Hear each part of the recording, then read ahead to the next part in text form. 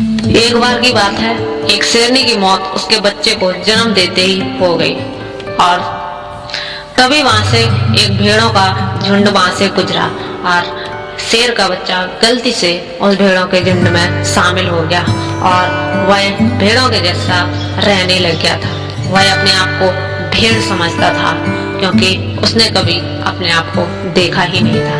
वह भेड़ों के जैसे घास चरता और कभी भी वह न दहाड़ा था न ही कभी अकेले रहा था। वह भेड़ों के साथ ही रहता था झुंड में। जहाँ जहाँ भेड़ें जाती थी वहां वो जाता था। ना ही भेड़ें उससे डरती थी और ना ही वो भेड़ों से। कई साल तक ऐसा चलता रहा और शेर का बच्चा जवान हो गया, पर वह फिर भी अपने आप को भेड़ ही समझता था क्योंकि उसने कभी अपने आप को नहीं देखा था। कई दिनों के बाद एक बूढ़ा शेर शिकार पे आया था और उसने भेड़ों के झुंड पर हमला किया तेजी से। तभी भेड़ों ने देखा और भेड़ें भागने लग गई और शेर का बच्चा भी भागने लग गया उन भेड़ों के साथ।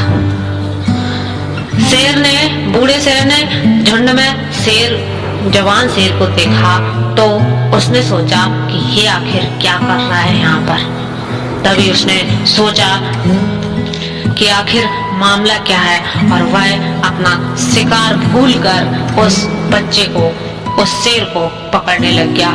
शेर झुंडों के साथ साथ भागता जा रहा था। शेर को पकड़ना काफी मुश्किल था बूढ़े शेर के लिए, लेकिन काफी कोशिशों के बाद उसने उसको पकड़ लिया। जवान शेर बोला कि मुझे छोड़ दो, मुझे मत खाओ, मैं एक भेड़ हूँ। तभी उसे बूढ़े शेर को मामला समझ में आ गया और वह उसे खींचते हुए एक झील के किनारे जबरदस्ती ले गया।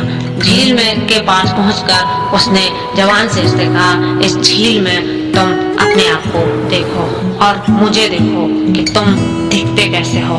तुम बिल्कुल मेरे जैसे दिखते हो।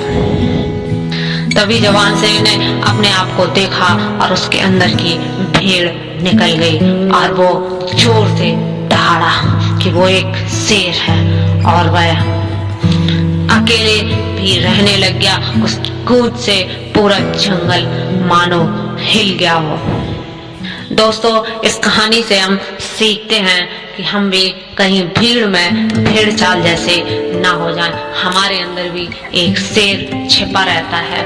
हम कहीं उन भेड़ों से अलग तो नहीं, इसलिए हमें अपने आप पर विश्वास करना चाहिए और हमें विश्वास की जरूरत है। जब आप अपने ऊपर विश्वास करोगे और उस पर काम करोगे तभी आप कर पाओगे, नहीं तो आप भी एक शेर होकर और सिर्फ भेड़ चाल में ही फंसे रहोगे। कभी भी अपनी अलग पहचान नहीं बना पाओगे। इसलिए सबसे निकलकर आगे बढ़ो क्योंकि आप एक शेर हो, कमजोर इंसान बिल्कुल भी नहीं हो।